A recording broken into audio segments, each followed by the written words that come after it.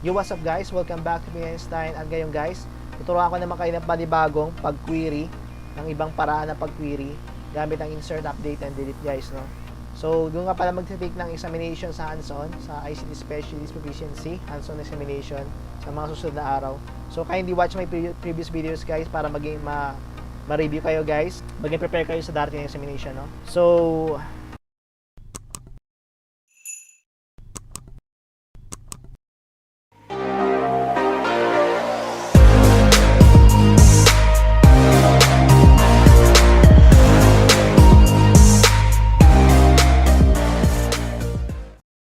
ito guys, let's talk about ICT Specialist Proficiency, hands-on examination, or second examination, data manipulation, part 4.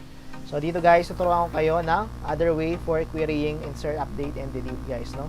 So in the previous videos ko guys, pinakitaan ko kayo ng way ko guys kung paano mag-query. So dito guys, another way naman, para sa gusto nyo guys kung meron kayong alternative or other options na pwede nyo magamit dun sa exam. So dito guys, no? Dito sa ating project, no, na ginawa natin nung previous lesson natin guys. So dito guys, magpakita ko ng panibagong pag-query. So dito nga tayo sa ating run insert query for students. So ito yung ginamit natin guys sa pag-insert ng data doon sa database, no. Para sa kalaman nyo guys, mayroon man another way kung paano mag-insert, no. So dito guys, pakita ko kayo ng another way kung gusto mo specific, no. For example, kailangan mo pa mag-specify ng DB type or data type para ma-insert mo siya sa database, no? So, copy-paste na natin to guys. And then, pagkatapos ko guys, i-explain ko sa inyo guys to, no? So, yan guys, no? And then, to sa taas, gawin natin comment.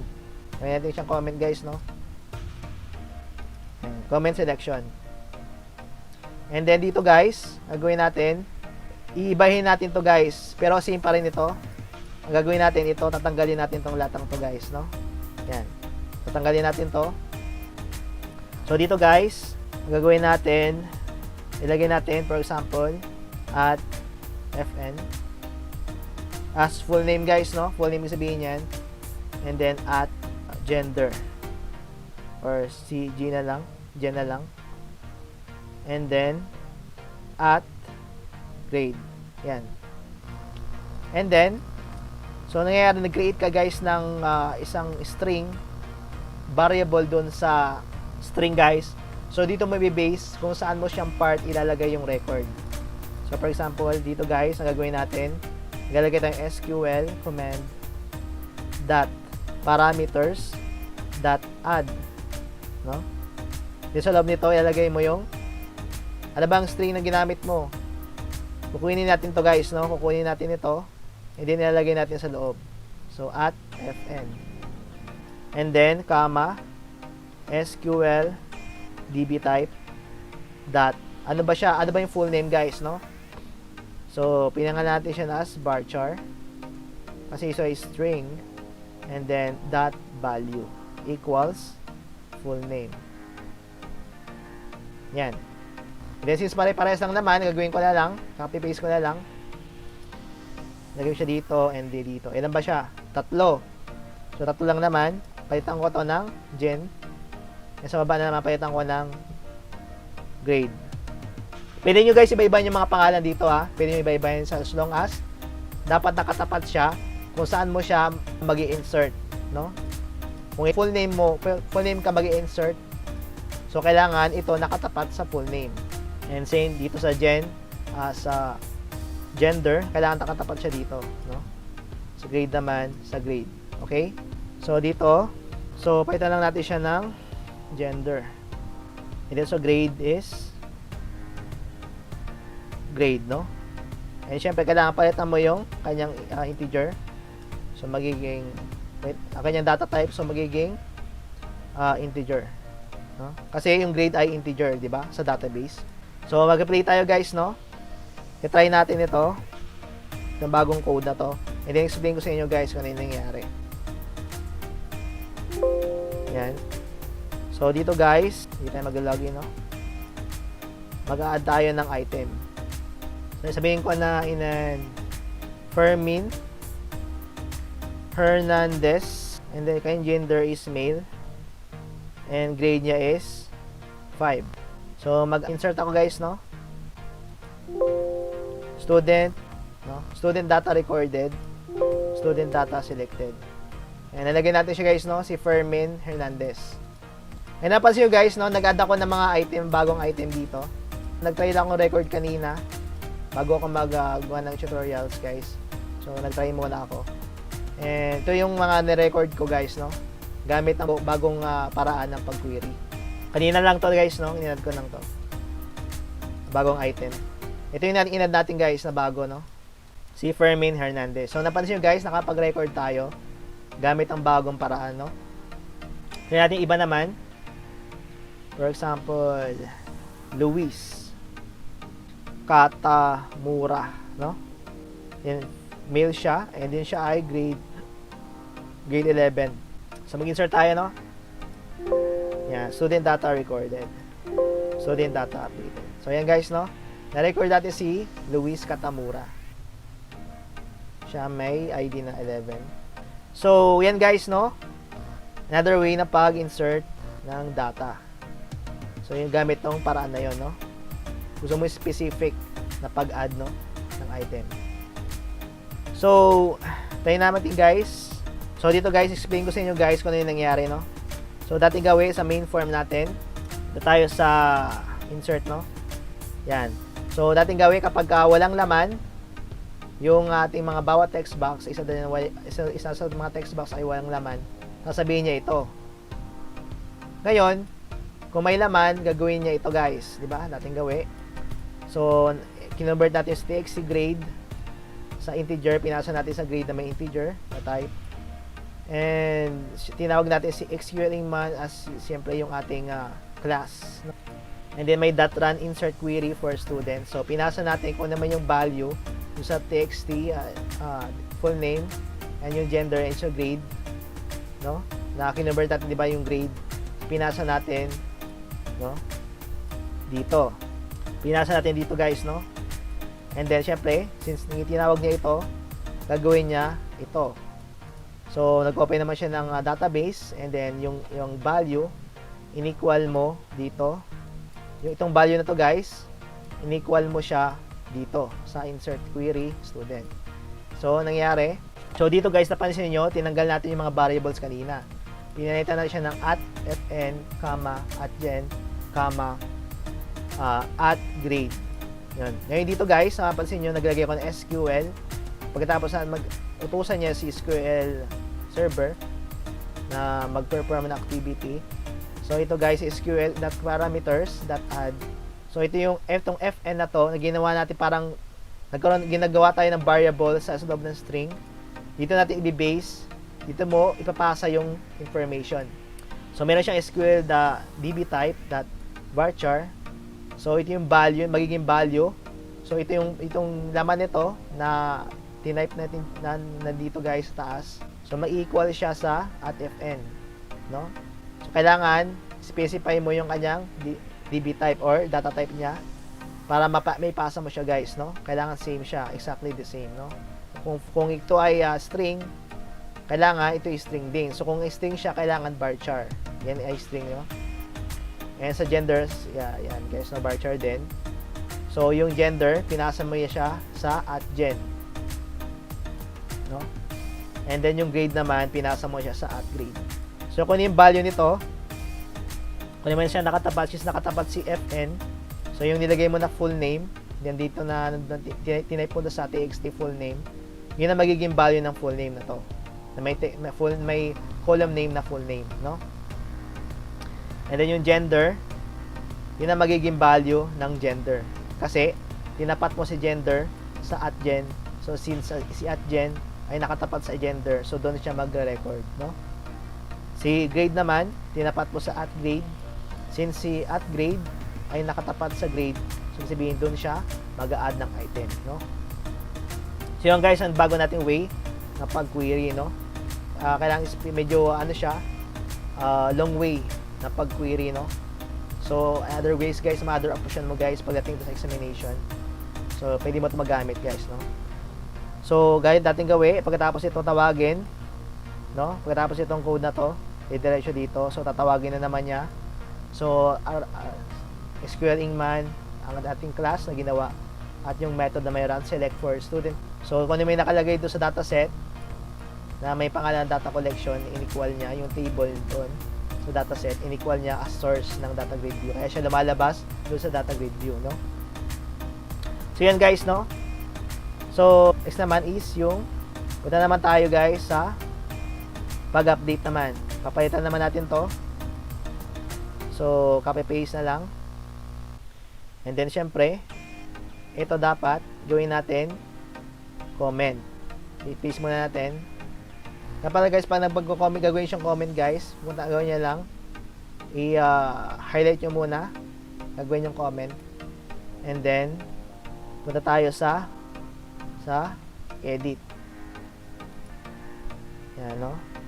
And then, punta tayo sa advance and yung comment selection. Yan, naging comment na siya, no? So, dito guys, sa update natin, may ibahin tayo dito, no? Instead dito guys, palitan natin to ng yan. At, gawin natin yung full name na lang, specify na lang natin. And then, ito, kunyari, pwede nyo ibahin guys, no? Pwede nyo ibahin yung mga pangalan. Gusto ko lang gawin ganito. So, at gender. And then, si grade naman, gawin natin at grade. Yan. And then, syempre, si where, tanggalin natin to, palitan natin ng at ID. And natin gawin, kanina guys, same pa rin yung process. SQL, command dot parameters dot add, then yung loob niya, kunin natin si full name at full name, and then SQL db type dot varchar dot value equals full name. And then copy paste lang natin guys, no? Copy paste lang natin siya kasi same pa rin naman yung code. So, para natin maka-waste ng time, copy paste. Yan. Copy paste. And then palitan na natin yung name. Gender. And ito, syempre, yung kanyang what? Grade, no? And syempre, ID. And then, syempre, ito magiging varchar. Parehas lang naman varchar. Si grade, syempre, kailangan siya ay integer. And then, si ID is same also as integer. And then, itong mga variable, syempre, kailangan palitan natin. Magiging gender siya. And then, dito, grade. And ito naman, magiging ID. So, check natin guys kung may mga spell tayo, full name, gender, grade. Okay, wala naman tayong spell. And then, tayo natin mag-update guys, no? Mag-update tayo. So, tingnan natin yung start. Yeah, you are now connected. So, dito guys, mag-select tayo, no? Select tayo. Students data selected. Ayan guys, yung mga record natin. Yung ating mga na-record. So, kunyari si Alvin Gansataw, gusto ko siya ay update. So, instead na Gansataw, siya ay Geronimo. No? And then siya ay grade 9. Kaya natin mag-update guys, no? Student data updated. Yan. Student data selected. Napansin nyo guys, si Alvin naging Geronimo, naging grade 9 na siya. So yan guys, no, another way na pag-update, no? Guys, na pag-update guys ng gamit nung paraan na yon, no? So tayo natin si Fermin Hernandez. Fermin hi na lang, hi. And then kunyari siya ay female, and siya ay grade 12. So update natin guys si Fermin Fernandez. Yan, student data selected. Napansin nyo guys, no, nakapag-update na tayo guys gamit ang paraan na yun, no? So yan guys, another way guys sa pag-update. Explain ko sa inyo guys muna, no? Explain ko sa inyo guys kung ano nangyari dito. So dating gawi na tayo sa update. So kung walang laman, Isa dyan na may text box na may walang laman, yun yung sasabihin niya. Ngayon, kung may laman, ito naman gagawin niya. Ngayon, yung txt ID, kinonvert natin sa ID, sa integer, pinasa natin sa ID, at yung txt grade, kinonvert natin sa integer, pinasa natin sa grade. No? And then, tinawag na naman natin si SquaringMan as our class na may method na run update query for students. Yung laman naman ito, pinasa natin, no, yung ID full name.text, txt, gender.text, yung grade. Pinasa natin dito guys, no? Sa run update query for students. Pinasa natin kung ano mo yung value din dito. Dito guys. Yung naging value nito, no? Bawat isa dito, no? Basta kung saan naman nakatapat, gaya yung sinabi ko sa inyo una, kung saan na siya nakatapat, doon siya magkakaroon ng value, no? Yun magiging value niya, specific value, no? So dito guys, since tinawag niya ito, gagawin na naman niya itong try and catch na to, and open naman yung database, and yung nag-declare na naman tayo ng another variable, at yung kanyang value ay magiging update student table, may set full name. Yan. So bawat column name, in-equal natin sila sa at full name, at si gender naman in-equal natin sa at gender, at si grade in-equal natin sa at grade. So yung magiging value ng bawat column na to, no? Siyempre, saan yung value niya? Siyempre, galing dito. Siyempre, nagkaroon naman tayo ng performance activity kasi SQL equals new SQL command update query student. So kinuha niya ito, no, comma, and then yung pangalan ng connection natin sa taas, no? So inutusan niya si SQL command, SQL server na gawin ito. So nagpasa tayo ng information. So yung information na full name, yung naging value nitong at full name, no? Na may SQL DB type na .varchar. So yung naging value niya, since ito ay at full name ay nakatapat, naka-equal sa full name. So doon siya mag-record banda. And syempre yung gender, pinasa mo rin sa at gender na may varchar na SQL DB type. So yung magiging value nitong gender na may column name na may gender. So yun magiging value since ito ay inequal mo sa gender. So yun ang magiging value niya. And then same dito sa grade, pinasa mo sa grade. So yun ang magiging value ni grade, no? Kasi inequal mo siya sa at grade. And so yung ID naman, ginamit natin siya as the location kung saan ka banda mag-update, no, ng record. So since ginamit natin to, pinapat natin sa where space ID equals at ID. Sabihin ko na yung value nito, pinasa mo dito na may integer na type, pinasa mo siya sa ID. Sabihin kung for example yung 5, kung saan man 5 na yon, doon sa row na yon, doon siya mag-update, no? Yan. So yan guys, no? So ang mangyayari guys, no, tinawag na naman natin to sa SQLingman.run select for students query.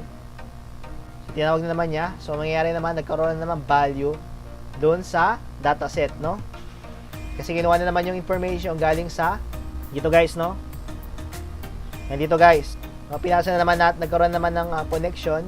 So inutusan na naman ni SQL command si SQL server na mag-perform activity, kinoconnect niya si SQL con at yung query.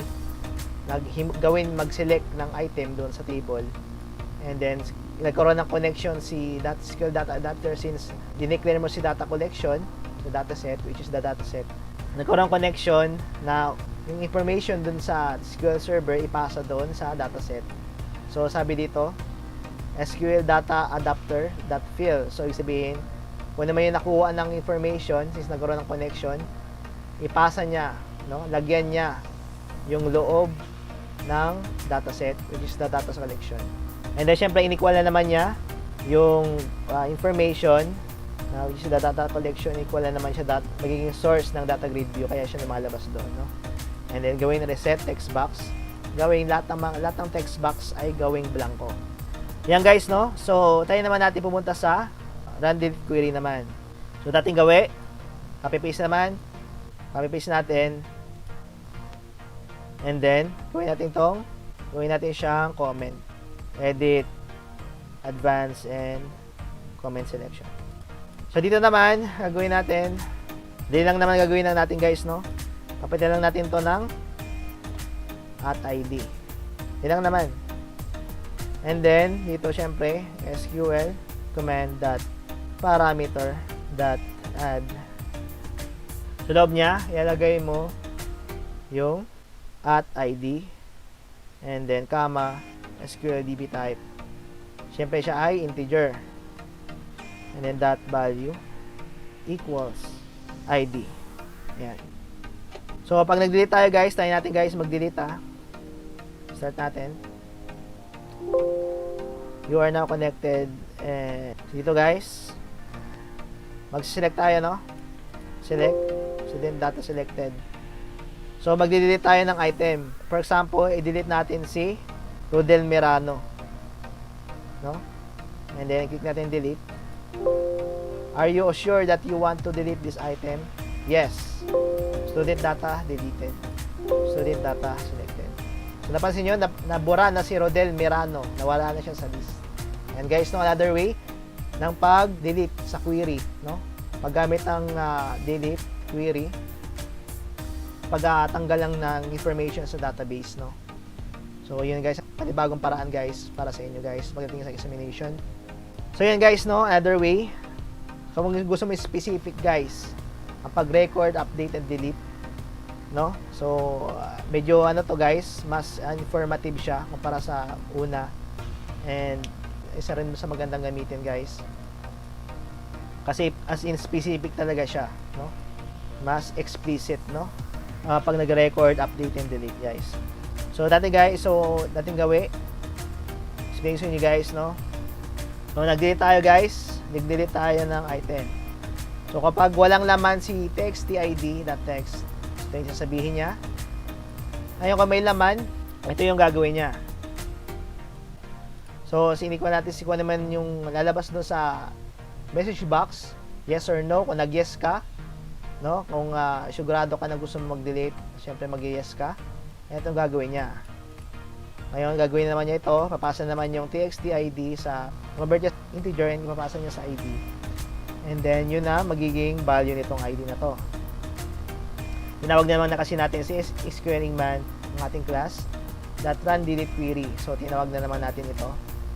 So, since yung value nito, pinasa mo dito. So, yun na magiging value dito, no? So, napansin nyo nga, tinanggal natin yung variable, pinatin @id. And then dito guys, naglagay tayo ng SQL command .parameters.add.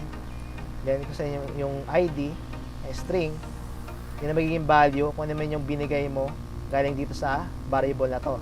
Pinasa mo as a value dito sa ID na may DB type na integer. Kung saan siya magbanda, mag-delete, doon siya, banda. Kung saan ba siyang ID na nakatapat sa bawat row, doon siya mag-delete, no? So yan guys, no, another way. And I have another way na naman guys bukod dito. Meron naman other way naman. So balik tayo sa task guys. So dito sa run insert query for students, no? So naman tayo ka ng palitan pa dito. Ganun pa rin, ito pa rin gagamitin natin guys. Ang papalitan lang natin ito guys, no? Yan. So pakita naman another way naman guys. Kung medyo lazy kayo, mas mag-record and mag-update and delete. So, another way guys para sa inyo, another option pagdating nyo sa examination. So, gagawin itong comment lahat. Yan. And then, gagawin ko SQL .parameter .add with value. No? Yan. Yan ang bago natin. So, ito yung bago natin guys. And then, sa loob nito, ilagay na yung yan. And then, comma. Ano yung kanyang value? Yung ginawa nating variable sa string. And then, ano magiging variable niya? Siyempre, kukunin natin yung kanina sa taas, which is the full name. So, yan na. And then, copy-paste na lang natin. Palitan na natin to ng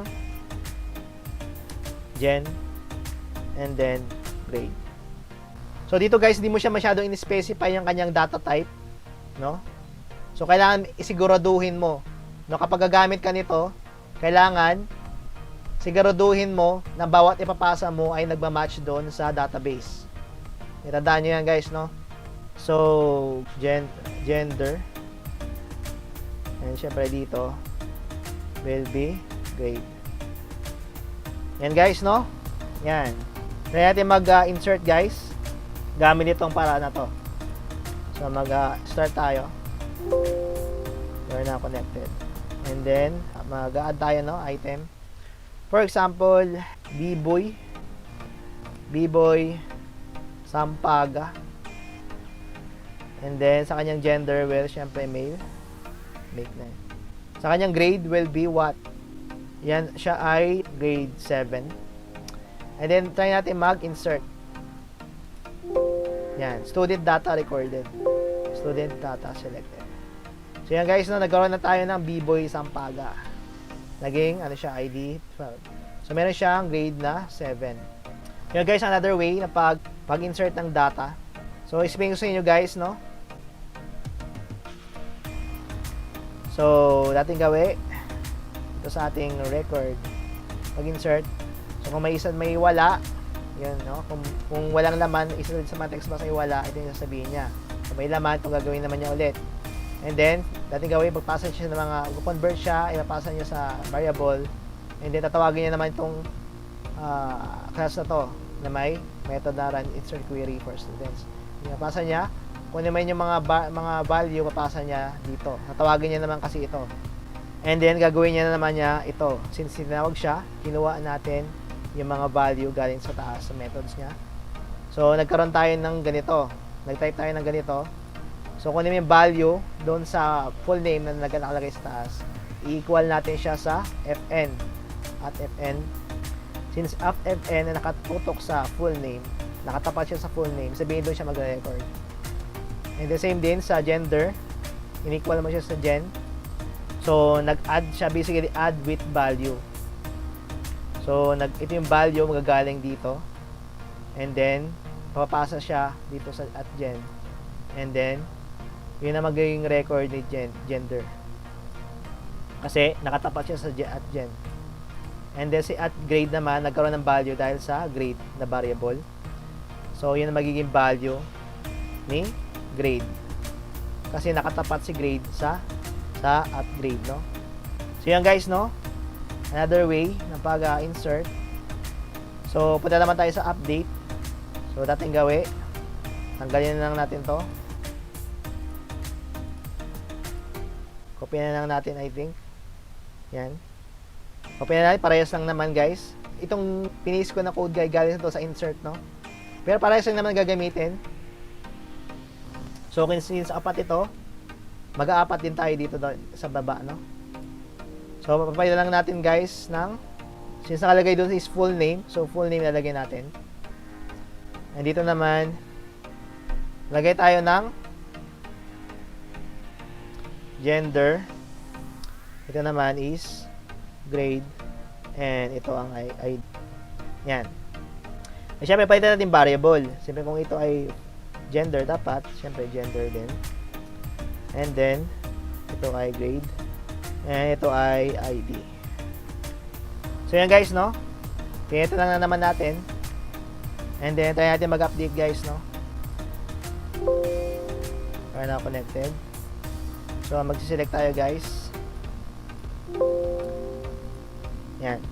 So, mag-update tayo, guys. Kunyari, update natin si Luis Katamura. Mag-update natin siya. So, instead of Luis Katamura, yung pangalan niya is Miguel Luis.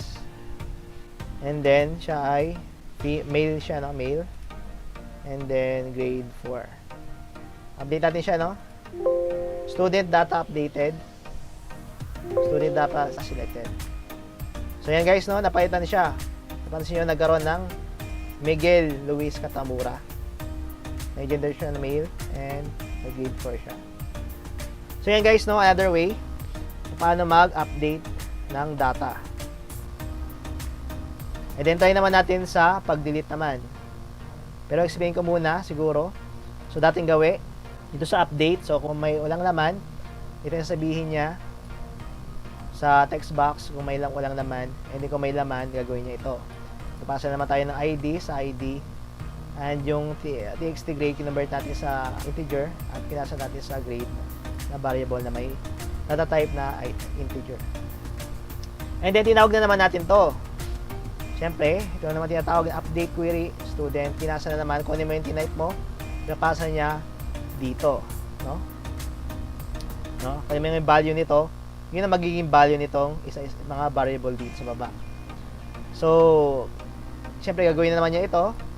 Open naman yung database and then yung magiging value ng variable nito is itong string na to. Napansin nyo guys na pinalitan natin, di ba?